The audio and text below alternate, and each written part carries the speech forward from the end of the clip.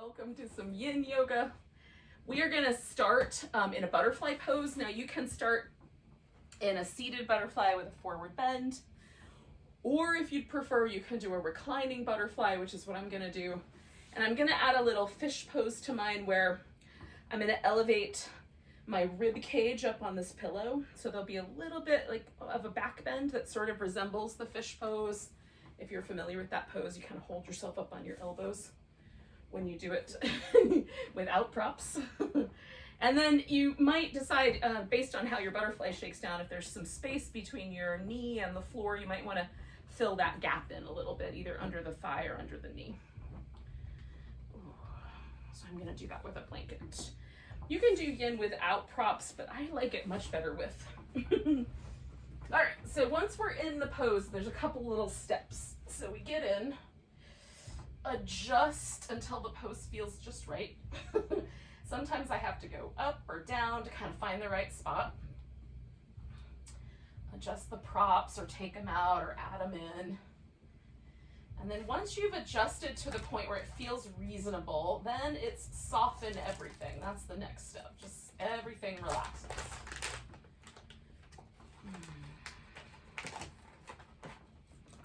There might be some scritchy sounds because I have a very active pet. She's normally asleep at this hour, but she's on a mission to get into everything possible. I'm not clear what has sparked that, but there we have it. So I apologize in advance. So after we've softened everything, we just stay a while. We're gonna stay here for about like 4 more minutes. Now I like to pay attention to the sort of movement of the breath, whether it's right at the tips of my nostrils or the movement of the ribs or the navel or the low back. Depending on the pose, I might feel it in any of those places.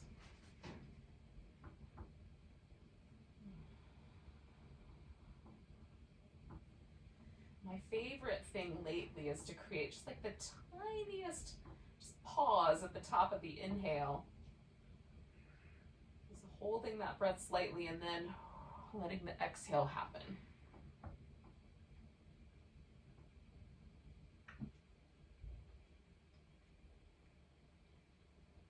If that doesn't work for you, whatever breath practice does is delightful.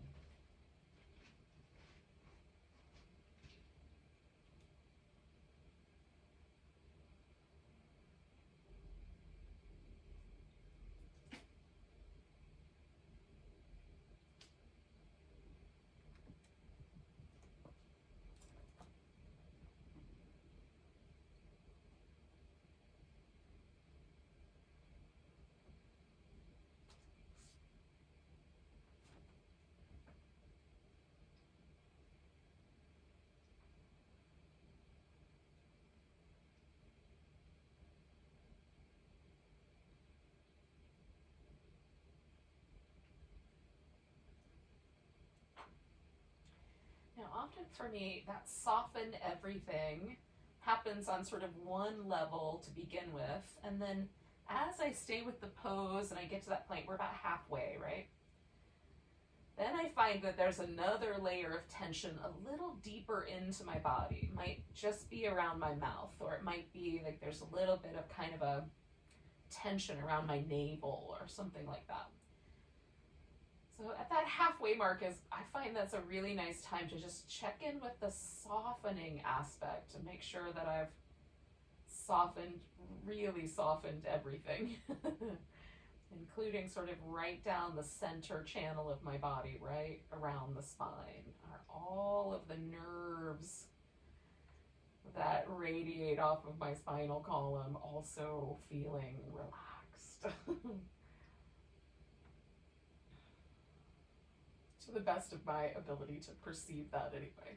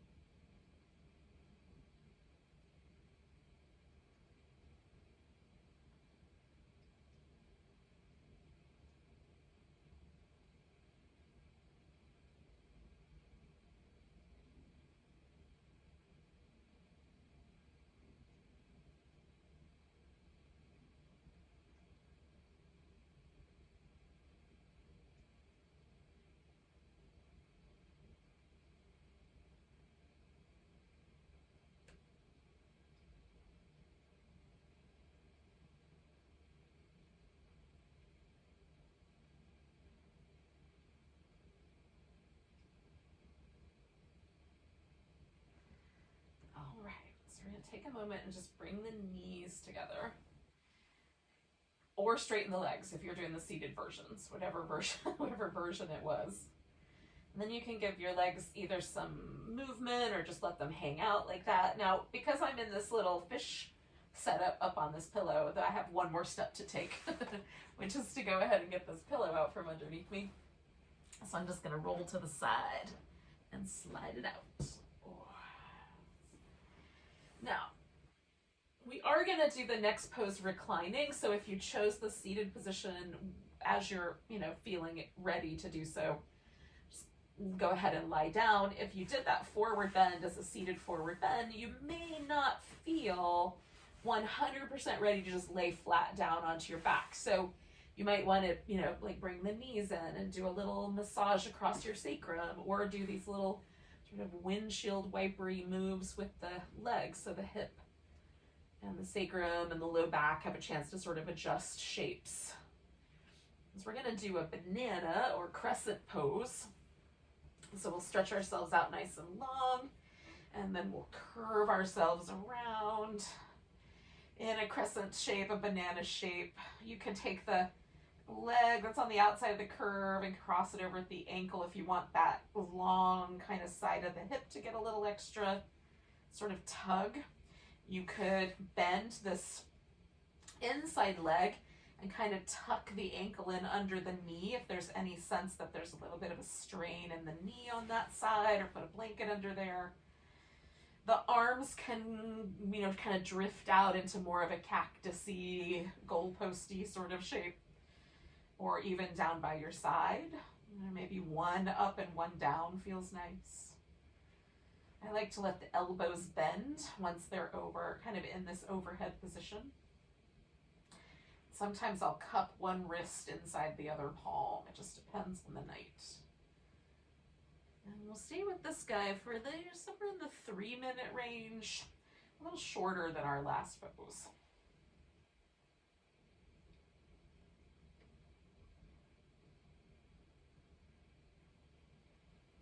Again, we're in the shape, or once you get settled, then soften everything as best you can. Notice the breath, or just being present. You can be present for the kind of sense of the space around you. I've got all kinds of little sensory things going on around here. There's a aromatherapy thing, putting off some smelly stuff. It also has a little burbly water sound going on in the background. There's a kind of gentle, like soft light in this room. So I could also just be a part of all of that. The opportunity to just be present right here in the moment is the main thing.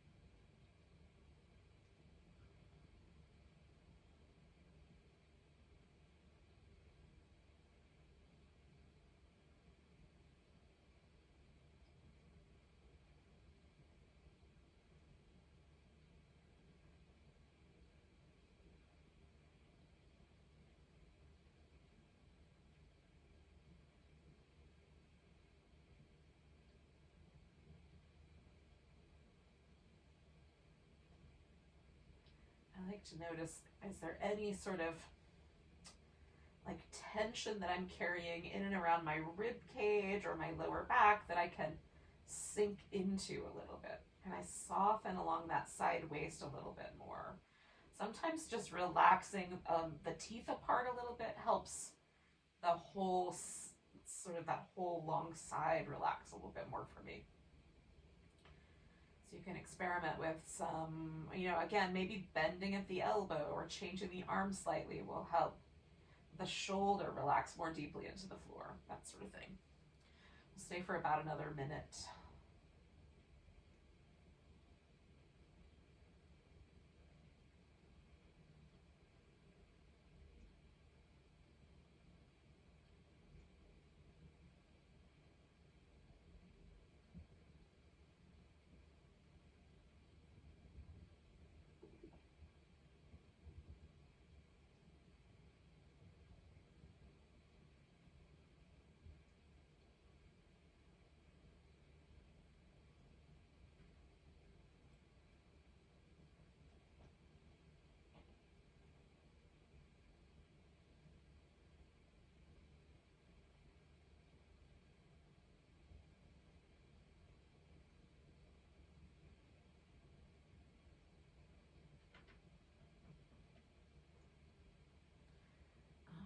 we'll take a nice deep breath.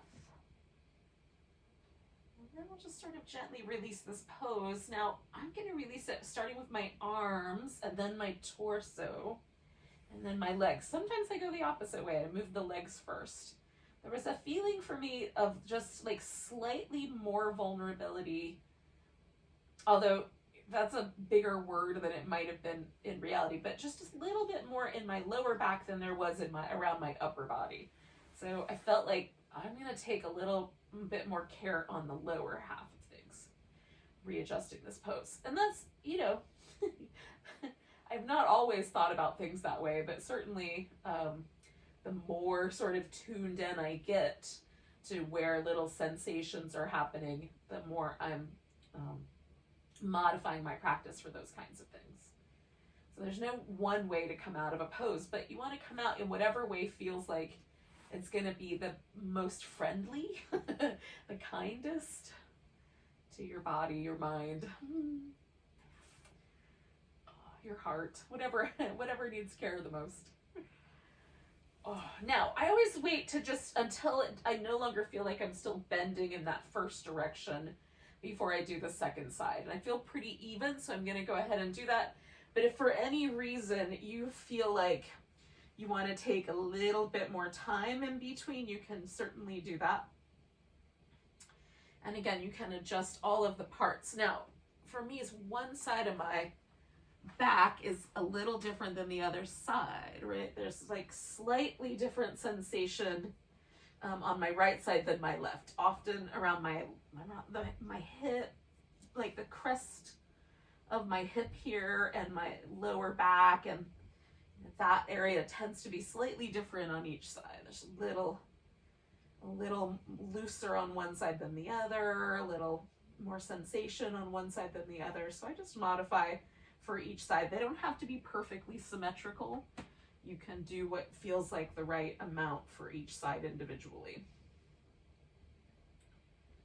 So if you wanted to add a prop to this side that you didn't to the other side, that's fine. Again, we're looking to balance this kind of quality of feeling the pose, but also being able to deeply soften everything. And so that balance, that sort of harmony between those potentially disparate notes is one that is maybe in a little bit of a constant flux. We might have to adjust more than once.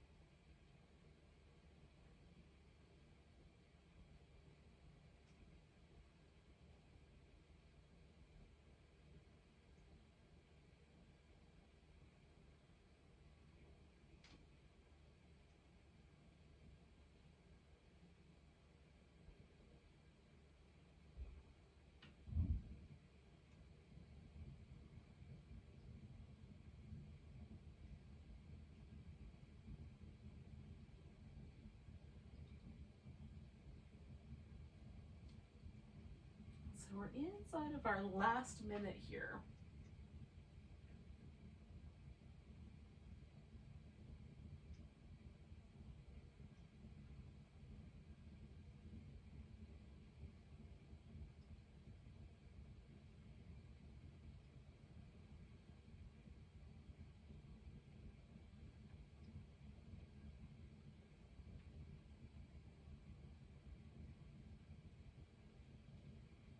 So we'll take 2 more breaths.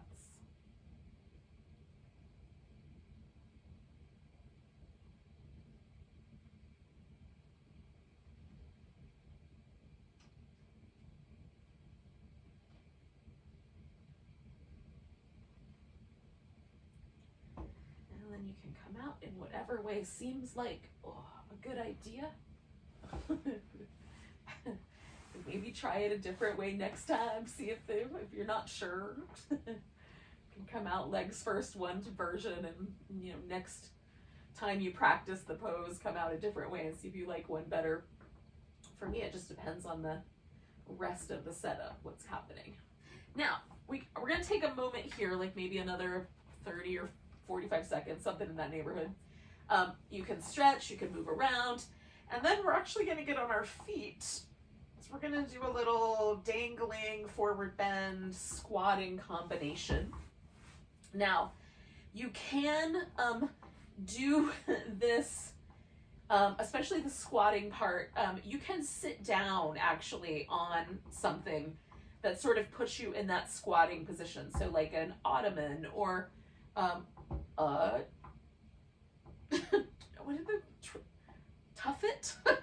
Is that what they're called? Or a couple of yoga blocks. So you can kind of adjust. I'm going to potentially use some yoga blocks in that way. Depends on how the squat feels once I'm in there. We're going to hold each of the poses about a minute. We're going to dangle upside down for a minute, and then we're going to squat for a minute, and then we'll do that again, and then we'll repeat it one more time. So it's not as crazy the way that we're kind of holding like that last pose for 3 minutes, but they can be intense because we're standing up. So appropriately adjust yourself, and if you want to use for your dangling pose, if you wanted to rest your arms on the edge of a couch or something like that, you can do that, so you sort of keep your head more level with your hips or a little closer to that. So if that would be kinder for your back or your hamstrings. So I'm going to get on my feet slowly. Do a little cat shapes. And then eventually I'm going to come to the squatting position.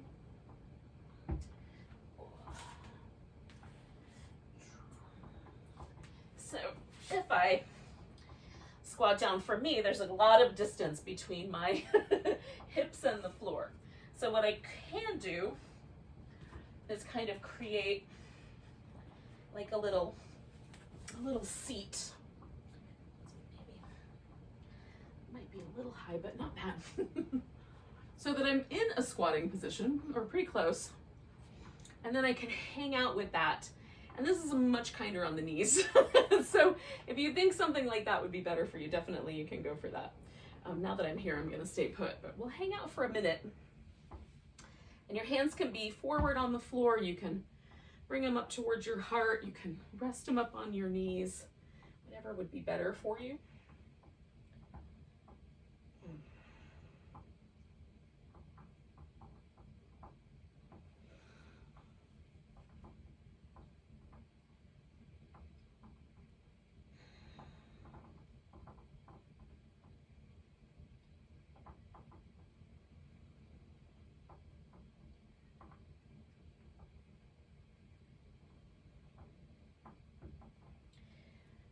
So then we're going to straighten the legs out and just hang upside down.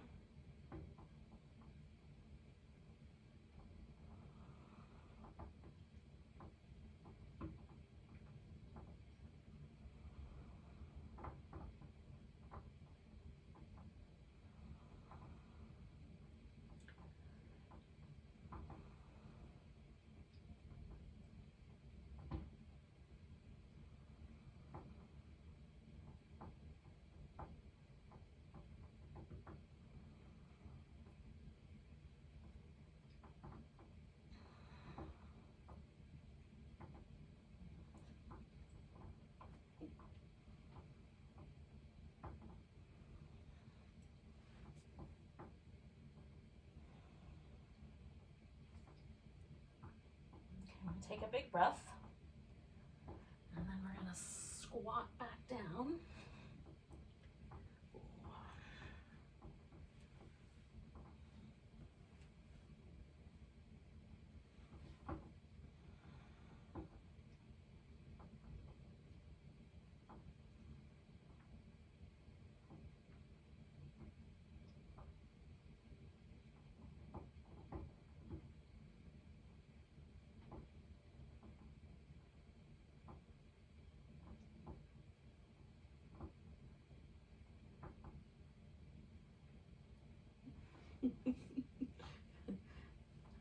hair disaster, but that might be expected with these poses. I'll pull myself back together at the end of it.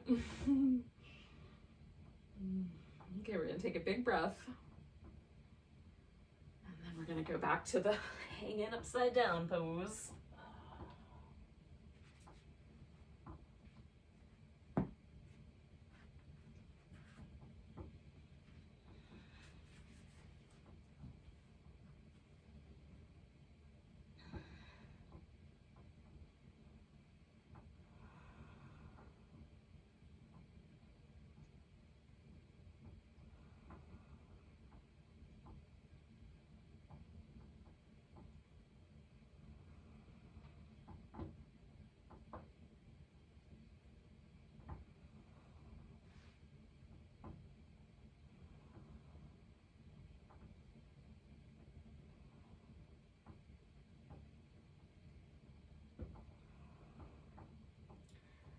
Usually for me, the squatting of the two, the squatting pose is the more challenging one.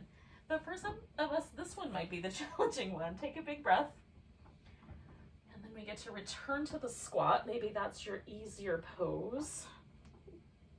Oop, I have to back up just okay. Lowered the profile here. And now it's a little bit rickety.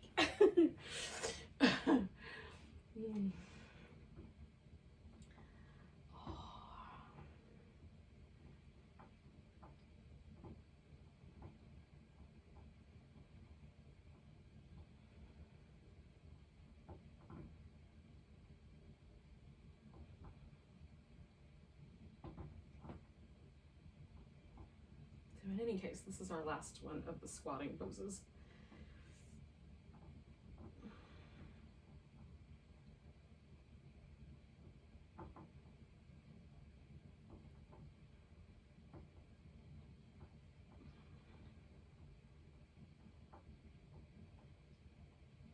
So we'll take one more breath.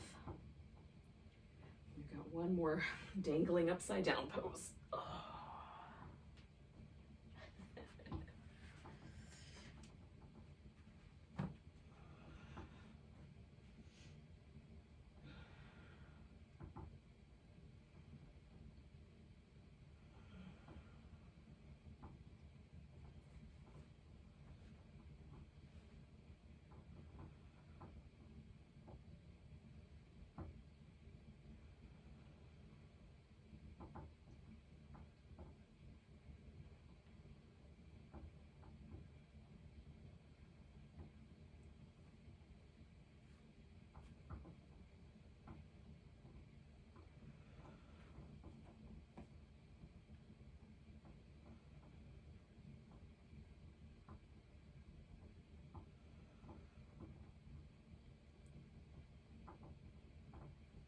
Two more breaths.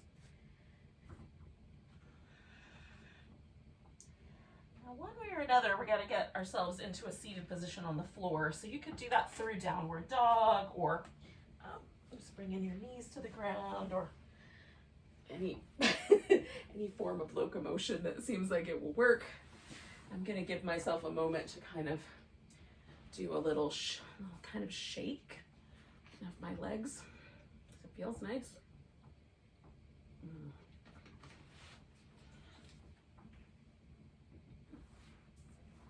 If you have some other options that sound really nice to you, you can do those things. Now,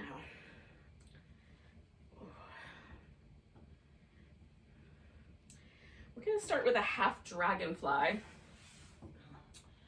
So the dragonfly means the thighs make a V, and the half means one leg is bent and one leg is straight. Now,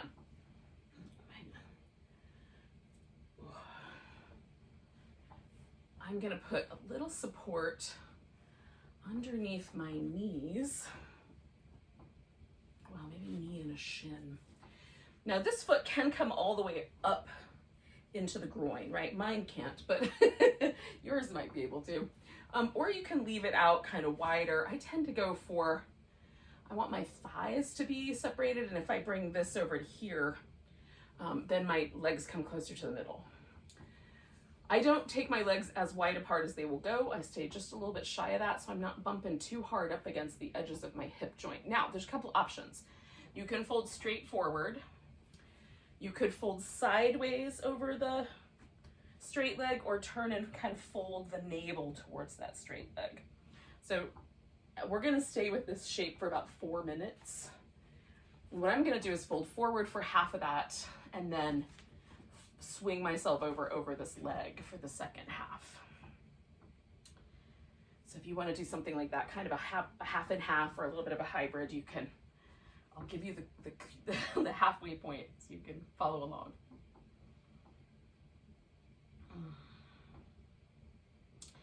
And again, so we get in the pose and then we soften everything as best we can.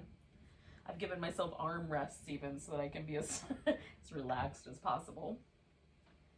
And then we hang out for a while, paying attention, adjusting as needed to keep the body in a position that feels safe.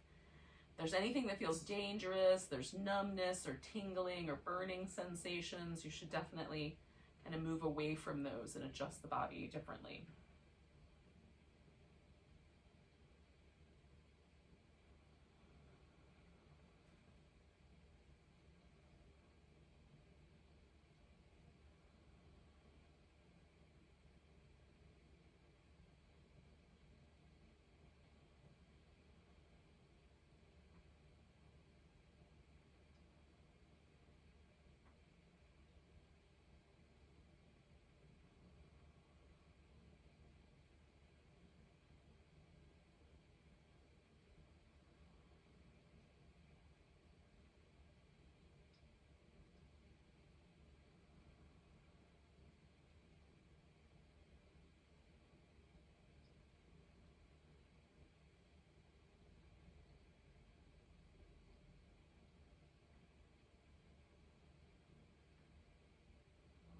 That's our halfway mark. So I'm gonna swing myself over to one side, which gives me a little bit more hamstring sensation on that side, and there's a little bit of a twist, a little bit of a side bend. So it definitely changes the flavor.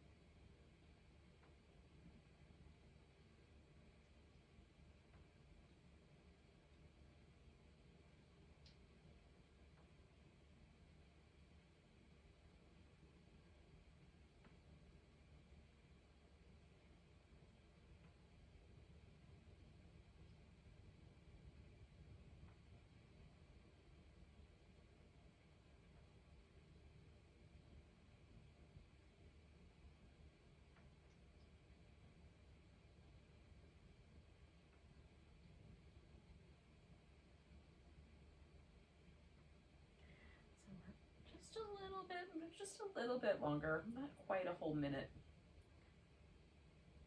Probably by now 30-ish seconds or so more.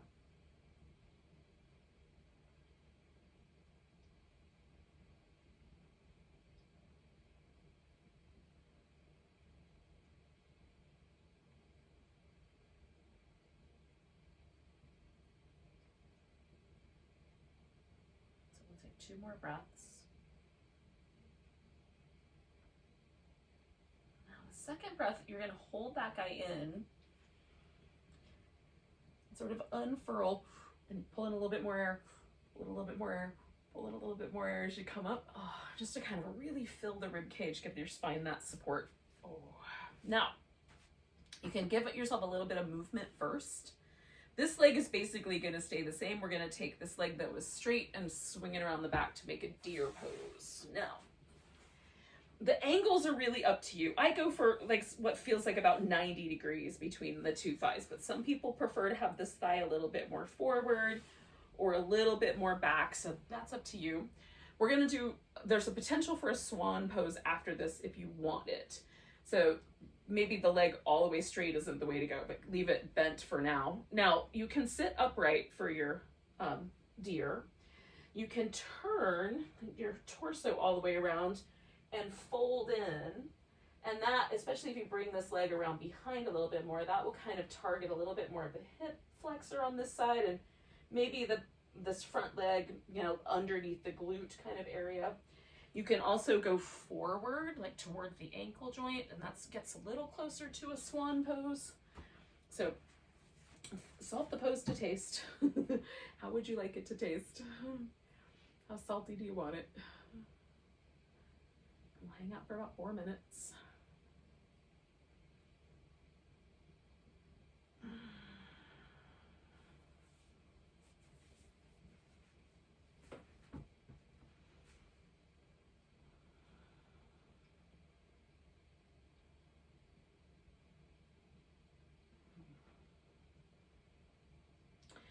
So I'm doing a kind of balanced practice tonight between the springtime practice, which is the wood element, which is outer hip and inner thigh, like those areas, side of the waist, these potentially kind of like the armpit area, side of the neck. So that's the spring meridians, the wood element meridians run through that area of the body. So this is kind of taking some influence or some inspiration from traditional Chinese medicine. And then I'm balancing that with the water element meridians, which are everything in the back of the body. So all the way from the heel, or the sole of the foot actually, all the way up across the whole expanse of the forehead, skull, to the inside corners of the eye, and then the inner thigh also is a part of the water element as well. We get wood, water, and earth in the inner thigh with the kind of associations in Chinese medicine. So we get a little bit of all of those things. With the rain yesterday, I got a little bit inspired to sort of balance the practice between those elements. Springtime wood, and then the nature of water in the spring. So we're halfway, probably a little over that at this point.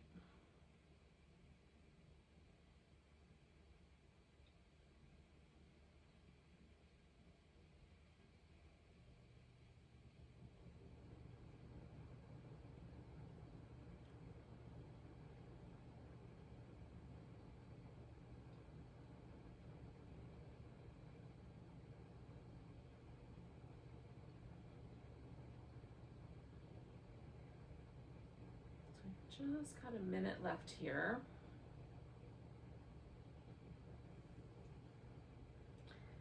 And sort of notice how things feel in your body, depending on the option that you picked for your deer. We're not going to do it just yet, but there are 3 kind of options for how you can proceed from this pose to the next. So the first option would be a swan pose. You might know this pose better as pigeon pose. You can use either name. And essentially all you would do is straighten this leg out behind you and you're there. This leg stays bent up front. The heel can come in tighter against the hip or the groin, but the back leg will go all the way out straight.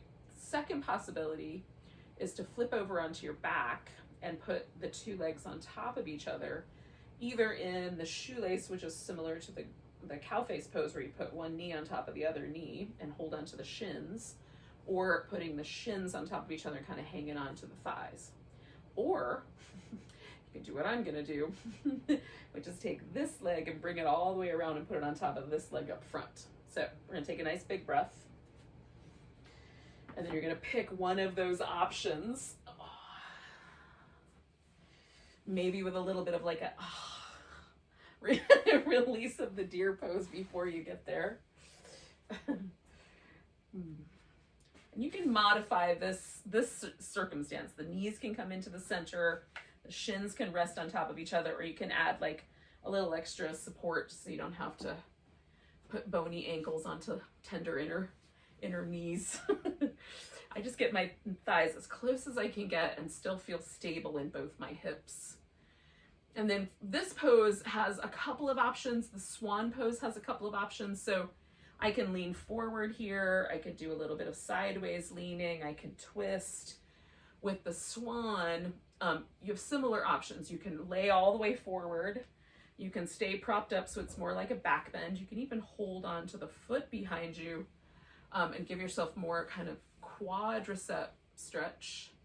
As long as it feels like you can relax into that. Sometimes that gets really spicy for me. You can also add a little bit of a twist, so you can lay forward and kind of put this, put an arm underneath the opposite armpit and add some little extra nuances that way. Laying on your back might be a little bit more limited, but not that bad. You can rest your feet on a wall, on a couch, on a ottoman, on the floor, or hold them in the air. So that maybe those are your options. And we'll stay here for a few more minutes.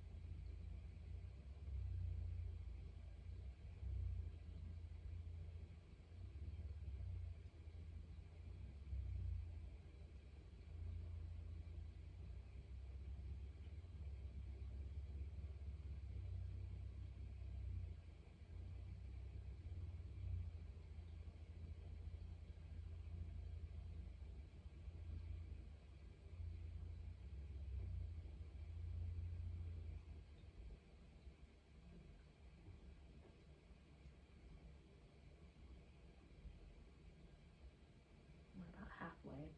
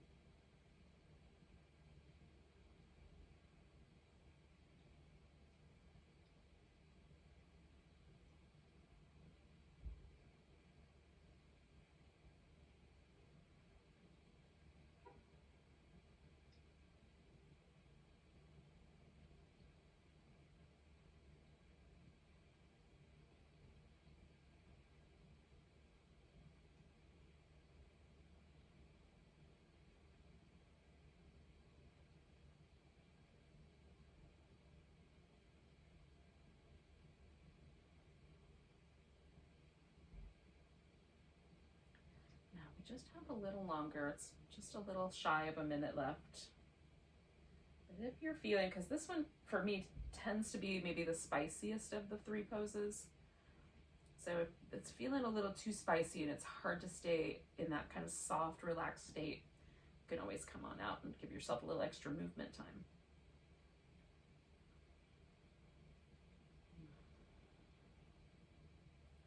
So we're going to do 2 more breaths.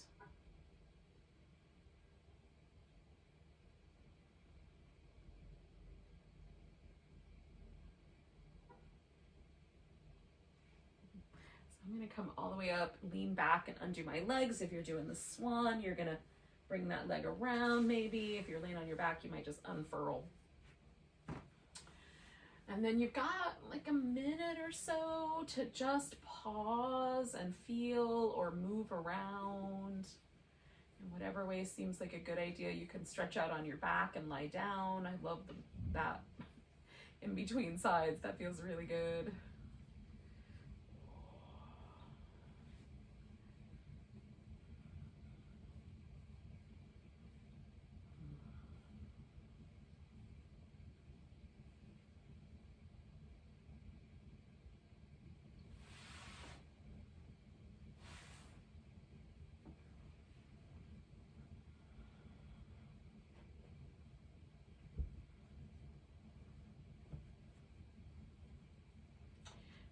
you're ready, and I'm not rushing you, just when you're ready, we're gonna do that's next, we're gonna flip sides. So we'll do this half dragonfly, was where we started on the last sequence. So half dragonfly on the other side. So I had my left leg out straight last time, so I've got my right leg out straight this time. Just check in with yourself. Oh, and when you feel ready, again, I'm gonna do that same thing. I'm gonna give you that like kind of halfway mark. I'm gonna lean forward for half and lean over my straight leg for the other half.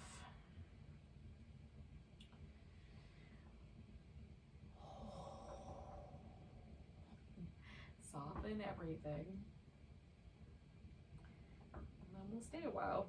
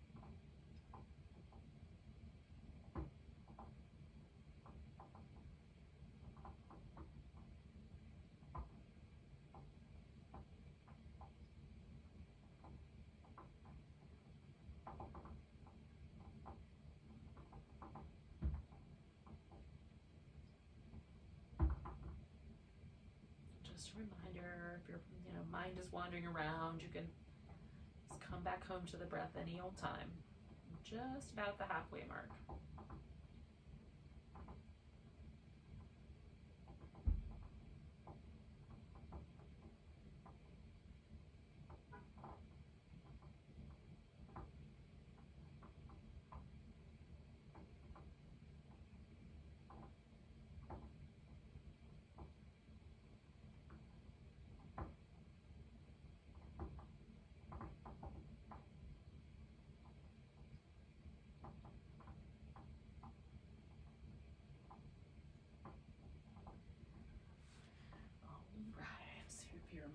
Making a little change, this is your opportunity.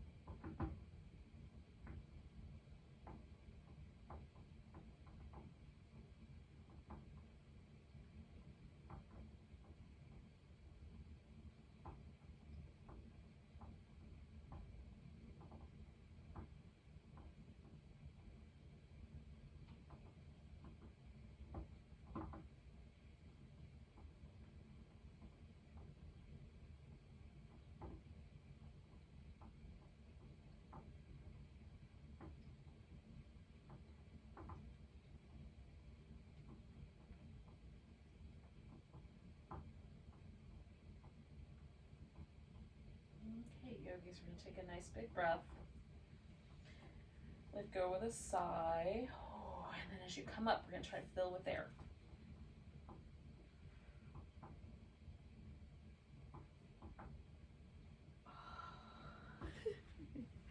And then you can adjust into your deer shape when you're ready.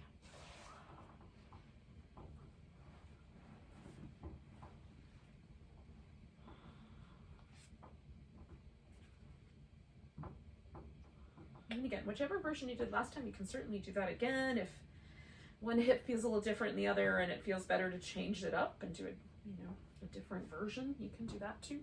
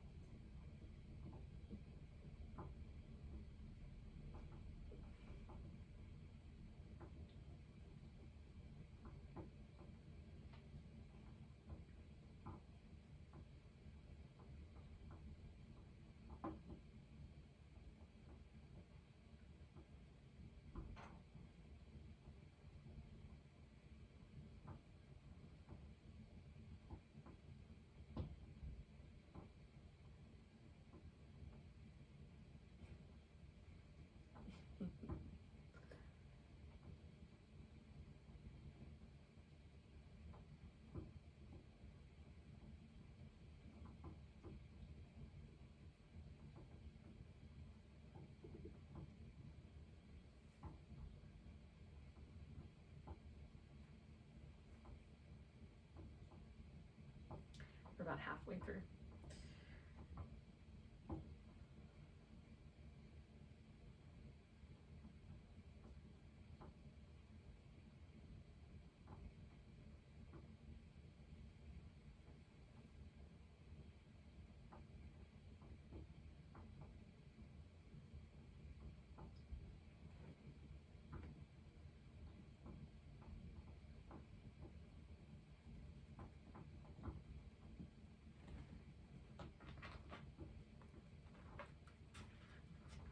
Don't forget you've got the breath. Kind of settle a little more deeply into the shape.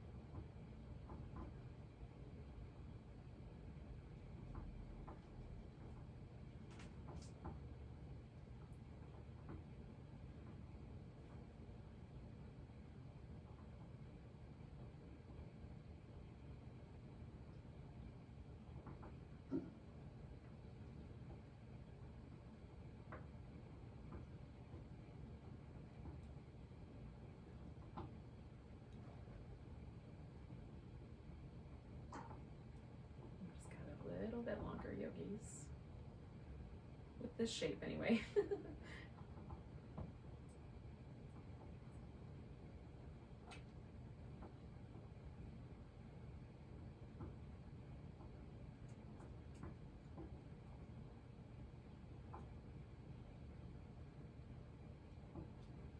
Take a nice big breath. And then you're going to switch into whatever version of the shape, whether it's the swan or the square pose / shoelace, or some reclining version. Whatever suits your fancy.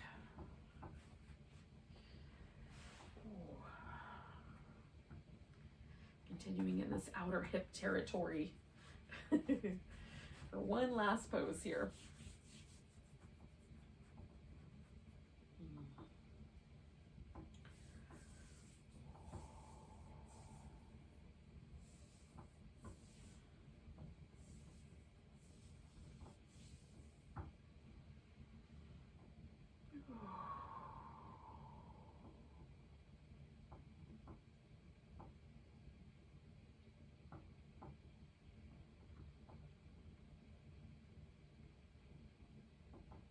Again, just letting yourself get really still and quiet and gently attentive to the shape.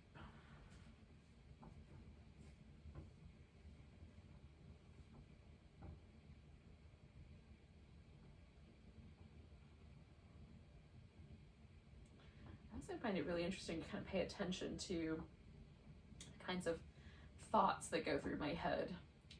So the springtime channels, the wood channels, also are kind of in charge of, they rule, express themselves through the emotions of like anger or grouchiness or kind of discontent when they're out of balance, and contentment, peacefulness, like diplomacy, kindness, you know, a kind of generosity when they're in balance. And then the water channels, the emotional qualities of those is either fear or kind of feelings of security. So often, you know, even though those seem like they might be different, I think often fear is at the root of a lot of the kind of anger or discontent that goes on out there. So it feels nice sometimes to me to kind of harmonize the two, but noticing the kinds of, like, if your mind starts to wander, does it wander towards thoughts of peace, harmony, contentment, stability, feeling, you know, well adjusted, or does it kind of wander into some of that slightly imbalanced territory? That always gives me a little bit of a clue of where my work actually lies in, you know, like in my meditation and stuff later. Unwinding any of those kinds of worrying thoughts that kind of go through. So we're halfway through here, y'all.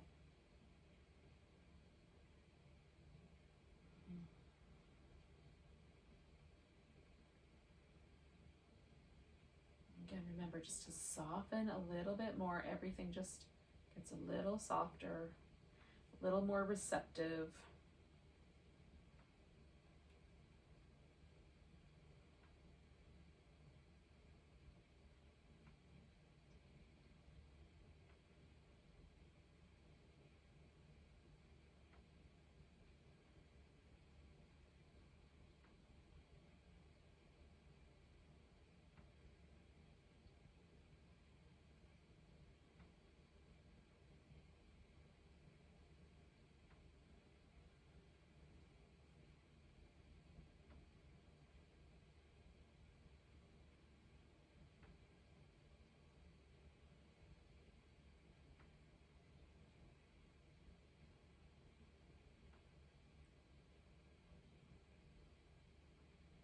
So we've got about 3-4 more breaths, depending on how deep your breaths are. Now,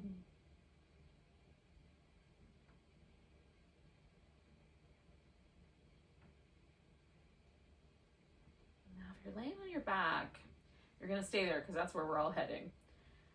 But for the rest of us, we're going to unwind the pose first.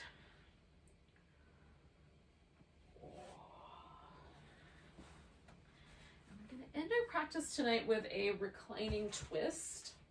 And there's, you know, a couple different ways you can do that. I'm going to do what's called the twisting minds, where I'm just going to kind of wrap one leg around the other, almost like I would an eagle pose. But you can also do cat pulls its tail. So you can, once you're in the twist, kind of reach around and hold on to the foot that's on the bottom with the arm that's up on top, if you want. Right. So the first part, of course, is to slide onto our back.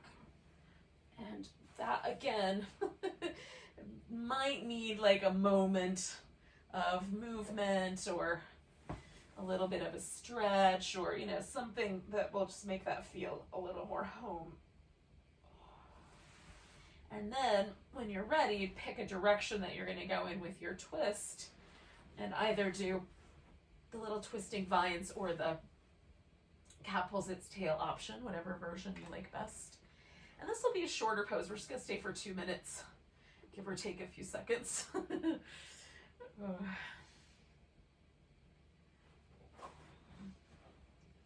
So again, set the pose up so it feels like nice, you know, it feels good to you.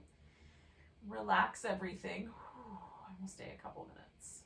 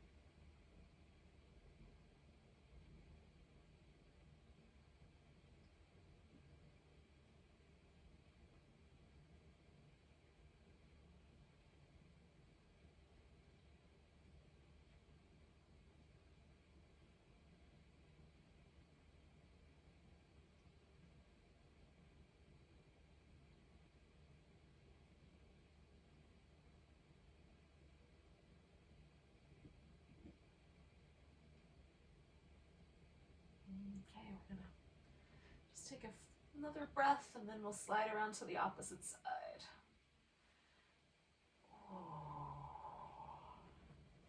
I'm gonna give myself just a little moment to kind of let go of that one. And then when I don't feel like I'm still twisting in that first direction, I'll do the other.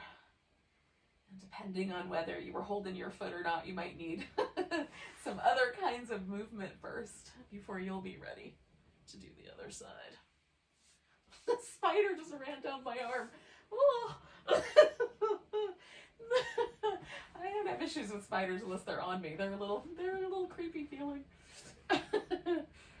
Oh, they can hang out all they want though, because they eat fungus gnats. I'm fine with them in the house. But oh, that was tickly.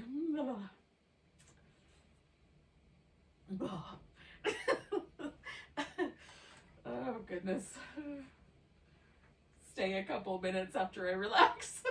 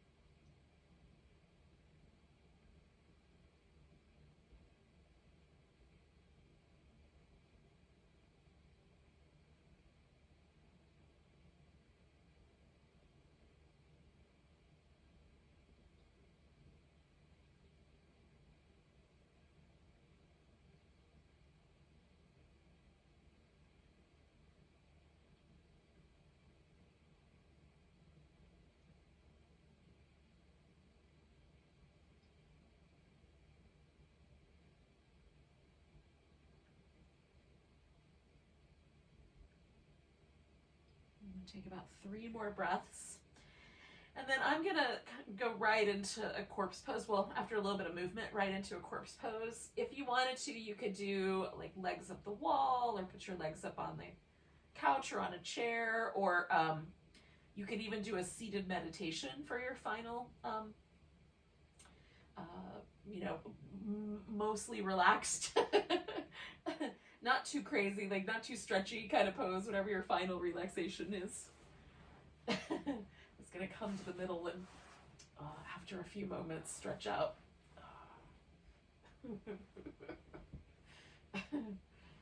Oh.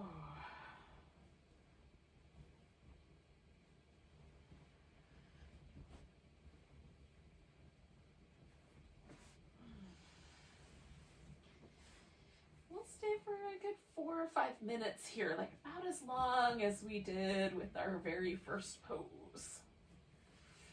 This is the idea anyway.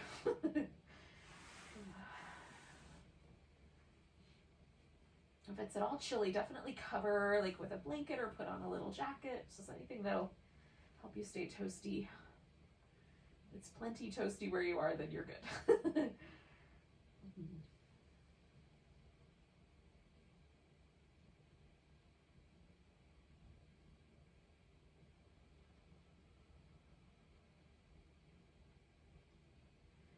Again, with this pose, as much as any of the others, relax everything.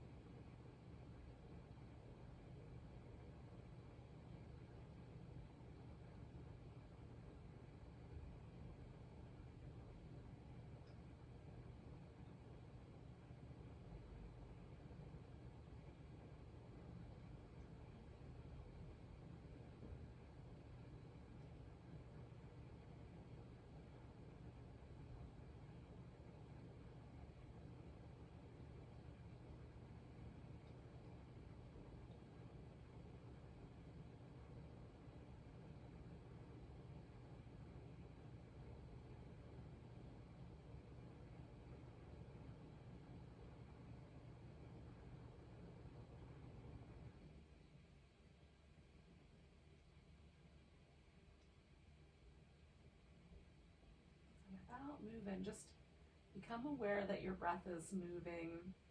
You're moving you. Sort of feel that gentle, little oceanic tidal rhythm.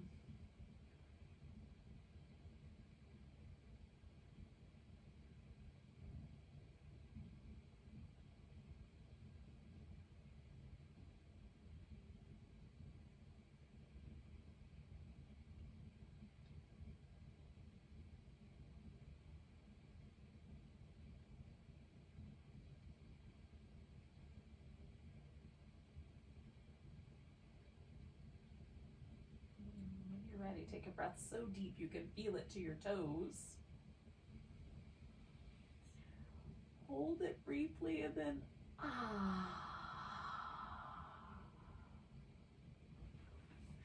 the end of that sigh, you can start to wiggle and stretch and move around.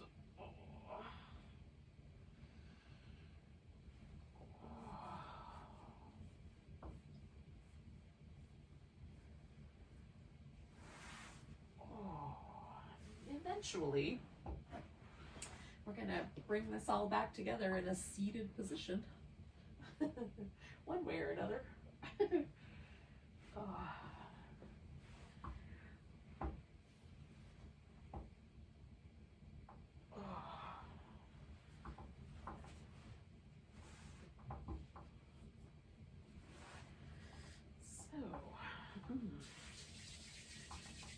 Thanks for joining me for some yin. We're going to say goodnight to each other with a big breath and a little bow. Big inhale.